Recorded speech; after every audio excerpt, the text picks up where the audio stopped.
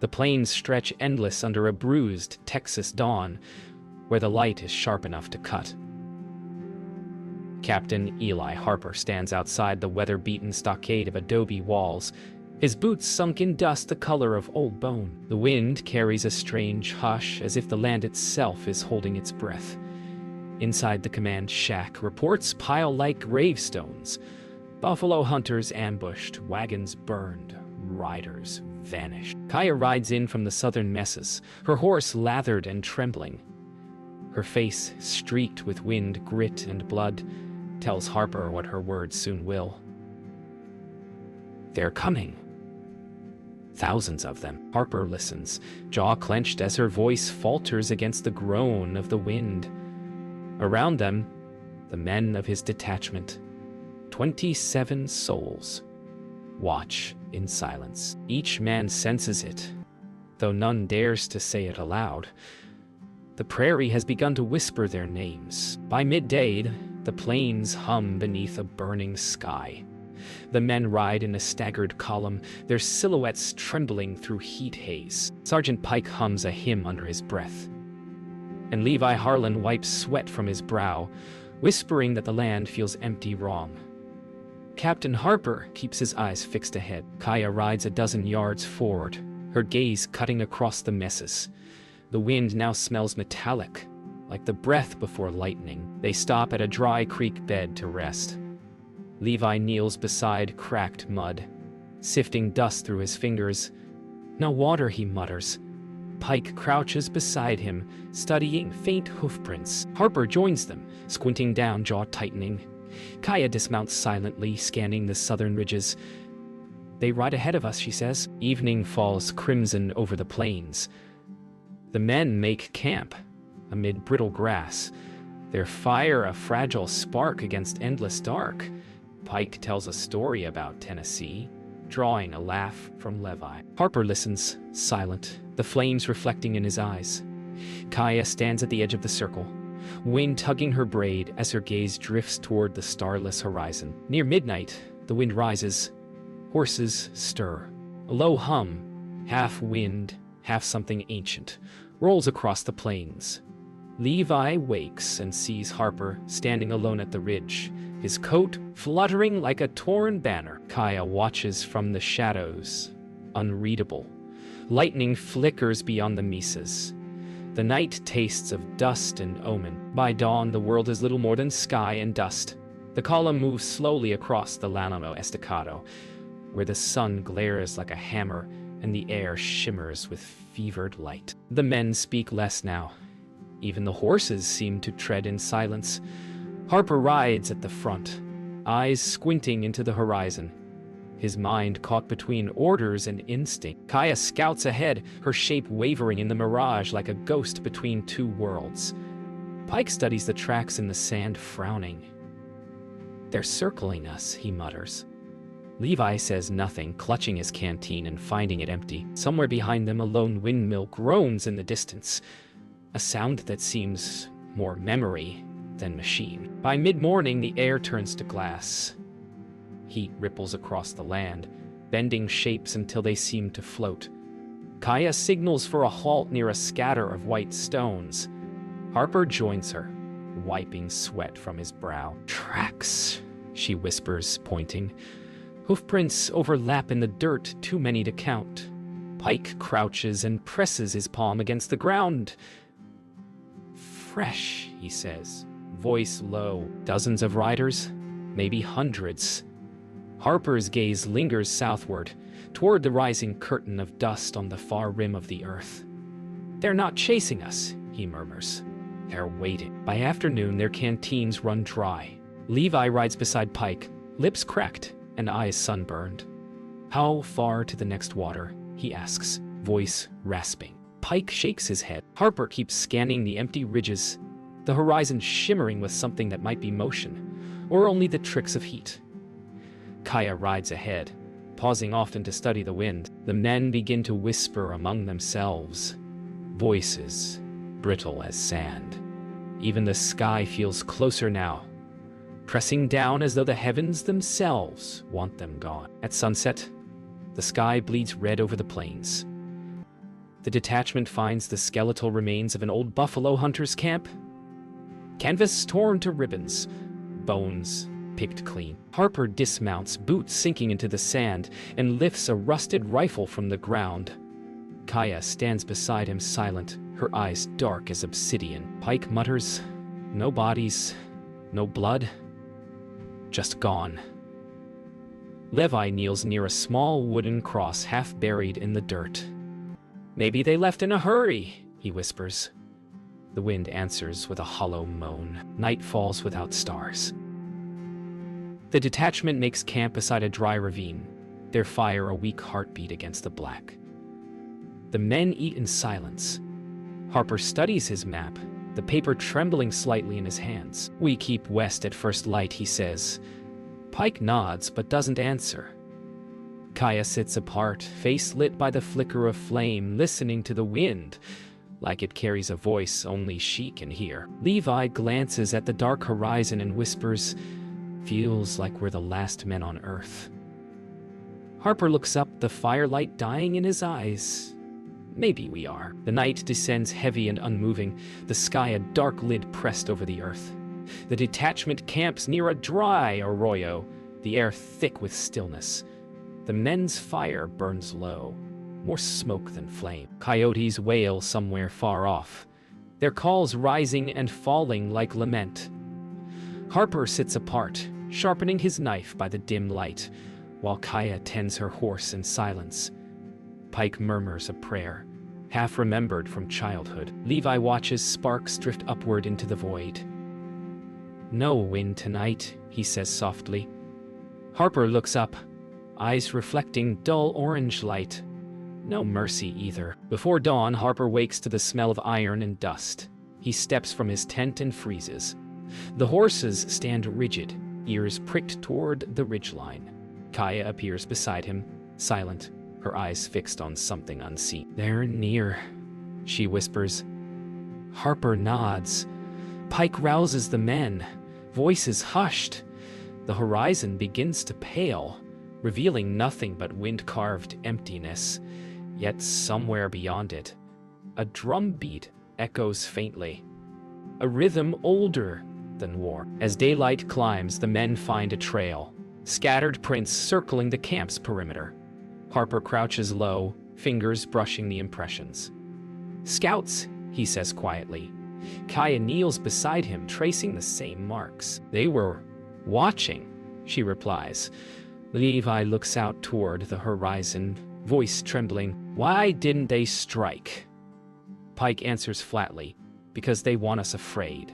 The men glance to one another, and in the distance, a lone buzzard spirals downward, patient as time. The wind returns by afternoon, restless and hot.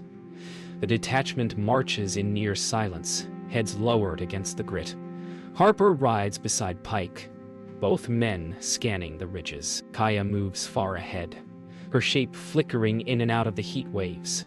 Levi stares at the horizon, lips cracked, whispering verses under his breath. A shadow crosses the sun. A hawk, circling endlessly. And Harper wonders whether it follows them or leads them. That night, the fire burns low once more. The sky above seems too large, the silence too deep. Harper sits with Pike, their conversation carried in whispers. "We'll reach the canyon by tomorrow," Harper says. Pike looks at him, eyes hollow. "If we're not already in it?" Kaya watches from the darkness beyond the fire, her face unreadable. Levi dozes beside the coals, dreaming of water and shade. From somewhere out in the void, a single coyote cries, and its echo lingers longer than it should. The dawn breaks red and windless. The men ride in silence, their eyes hollow from sleepless nights.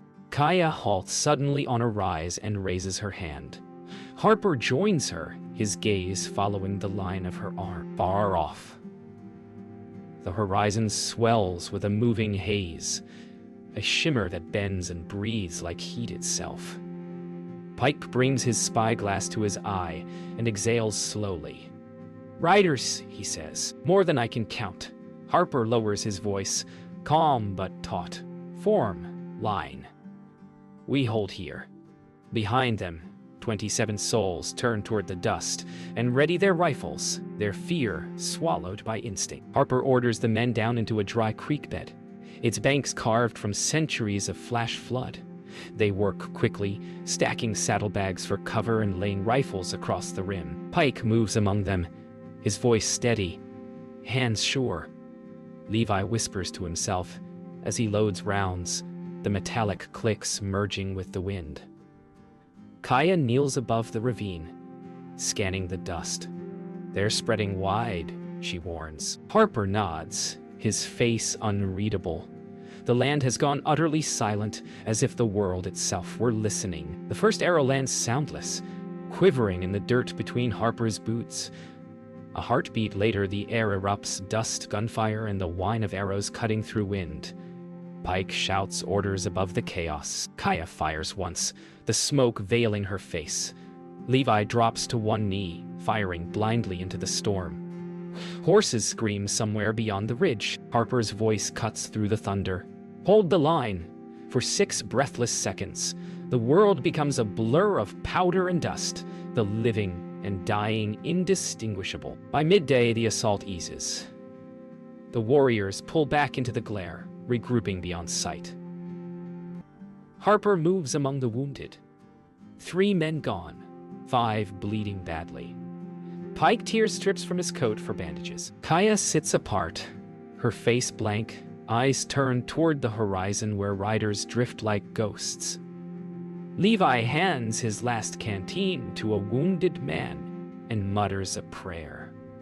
The air reeks of black powder and sun-baked blood. Harper wipes his face and looks to Kaya.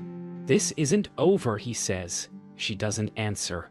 The silence between them feels ancient. As the sun dips low, a strange calm returns.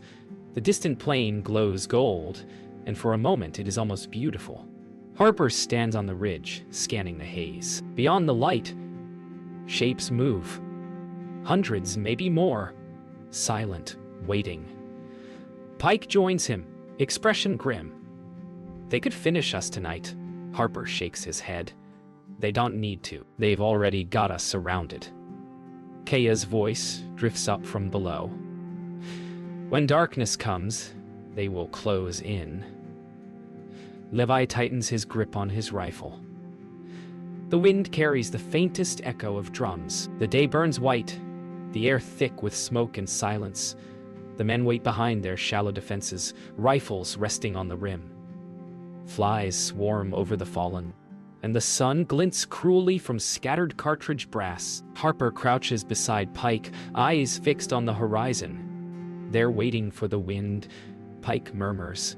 Kaya stands apart, watching the dust rise from the south, slow, deliberate, inevitable. Harper breathes deep, tasting the bitterness of powder and fear. "When it comes," he says, "we fire until we have nothing left."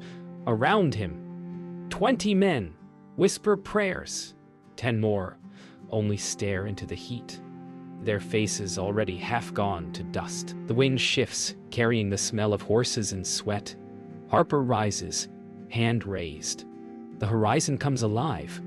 Thousands of riders cresting the dunes like a tide of earth and fire. Pike's rifle cracks first, then another, and another, until the plain itself roars. Kaya fires from the ridge, hair whipping across her face. Levi shouts scripture between volleys, his voice breaking under the sound. The warriors close fast, their cries echoing across the wind like thunder over bone. The world becomes a storm of sound and motion. Bullets sing, arrows hiss, men scream. Harper moves through the chaos, shouting commands no one hears. Pike takes a shot to the shoulder but keeps firing, blood running down his sleeve. Kaya reloads in silence, jaw clenched, eyes hollow. Levi is on his knees now, firing skyward at shadows. The smoke grows thick enough to taste. Somewhere behind him, a bugle calls once and dies. Harper grabs Pike's arm, dragging him behind cover. "We're done here," he says through clenched teeth. Pike just grins, teeth red, and spits into the dust. As the sun drops, the battlefield falls into shadow. The fighting wanes to scattered cracks of rifles and the hiss of wind through grass.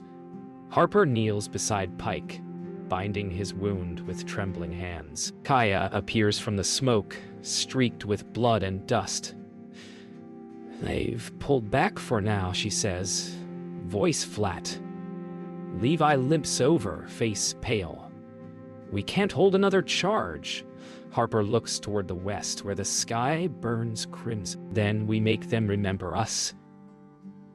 He grips his revolver, thumb on the hammer, and for a brief moment his gaze softens toward Kaya, toward the horizon, toward everything he's about to lose. Night falls like a closing hand. The last of the ammunition burns away in scattered flashes. Levi stands silhouetted by gunfire, shouting into the storm until the sound is gone. Pike's breathing grows shallow. Kaya disappears into the dark, her figure lost beyond the smoke. Harper reloads once more, though there's nothing left to fire at. The wind rises, carrying whispers and the rustle of unseen riders. Somewhere in that black distance, a drumbeat begins again. Steady, slow, endless. Harper lowers his gun, breathes deep, and steps into the dust. Dawn seeps over the plains in dull gray light, revealing a world stripped bare. Smoke drifts in slow ribbons across the ravine, rising from embers that no longer burn. The silence is total. No horses, no gunfire, no wind. Harper stirs beneath a layer of dust. The sound of his breath, the only proof he still lives. Around him, the men lie scattered like broken statues, faces half buried in sand. Pike's body rests near the creek wall, one hand still gripping his rifle. Harper blinks, squints toward the horizon. Nothing moves. Nothing answers. Harper drags himself upright, his limbs heavy as stone. The air tastes of iron and ash. He moves from man to man, checking for signs of life, finding none. Levi lies near the ridge, his hands clasped over his chest as though in prayer. Harper kneels beside him, presses a hand to his brow, and closes his eyes. Beyond the camp, the tracks that led there are gone, scoured clean by the wind. Kaya's horse stands tethered but riderless. Harper's gaze drifts across the emptiness, and a tremor runs through him. The land itself seems to have swallowed them whole. He calls out for Kaya, his voice cracking in the vastness. Only the echo returns, faint and hollow. He walks the perimeter of the camp, each step stirring a small spiral of dust that vanishes instantly. Half buried near a mound of spent cartridges, he finds a single insignia, the brass emblem from a cavalry cap, dulled and glinting faintly. He turns it over in his palm, its weight both trivial and unbearable. For a long time, he stares at it, the wind sighing softly around him. By noon, the ravine stands empty. Harper mounts a lone surviving horse and rides to the ridge. From there, the world stretches endless, an ocean of dust, and silence. Not a single crow circles, not a buzzard dares. The wind rises suddenly, sweeping through the hollow like a breath from some ancient mouth. It covers the ground swiftly, filling footprints, erasing lines, carrying away the last trace of the 27th. Harper lowers his head as the storm consumes him. When the dust finally settles, the ravine is still again. Silent, empty, bare. Kaya appears at the edge of the horizon, her horse limping, her face streaked with ash and windburn. She dismounts slowly, scanning the emptiness where the camp once stood. Her eyes glisten as she walks among the erased earth, finding only the single brass insignia half buried in sand. She lifts it, closes her hand around it, and whispers something too soft to hear. When she looks up, the wind takes her hair and her voice alike. She stands alone in a world that remembers nothing. Years later, the plains have grown quiet again. The buffalo herds are gone, the frontier towns built where grass once rippled like sea. Old men gather in saloons and trading posts to tell the story, how 27 soldiers rode out from adobe walls and were never seen again. Some say they were slaughtered to the last man. Others whisper they were taken by the land itself. Harper's name drifts through the retelling like wind through grass, reshaped by memory and drink. Only one detail remains unchanged. That morning, the horizon turned red, and the dust rose like smoke from another world. On lonely nights, the Comanche elders speak of the same battle. They tell of a storm that came without warning, sweeping men and horses into the air. No bones were found, they say, because the land took them back. Men who trespassed where spirits still walked. Around the fire, the story is told in low, rhythmic tones, each word carried by the wind that moves through the grass like a living thing. In the years that follow, a few wanderers claim to have seen them. Riders moving through dust at sunset, silent, faces pale beneath broad hats. Their tracks vanish when followed. Some say Harper leads them still, his figure faint against the light, his men following in perfect formation. To some, they are ghosts. To others, guardians of the plains. Bound to the wind and the silence, they could never escape. Decades later, a ranch hand discovers a tarnished insignia buried beneath mesquite roots. When cleaned, its brass gleams faintly, the letters USEDOS still visible beneath the patina. He carries it to town, shows it to an old scout who once knew Harper's name. The scout studies it a long time, then places it on the bar and walks away without a word. The wind outside rattles the windows, and for a heartbeat, the room feels colder, emptier, ancient. In the endless dusk of the Texas plains, wind sweeps through the tall grass where no footprints remain. The story of the 27 fades, becoming part of the land. A murmur beneath the wind, a shimmer in the dust. Some nights, travelers swear they hear hoofbeats pacing beside them, though no riders appear. The legend endures not because of what was found, but because of what was lost. Blood, bone, memory, all carried away by the same wind that still whispers through the staked plains.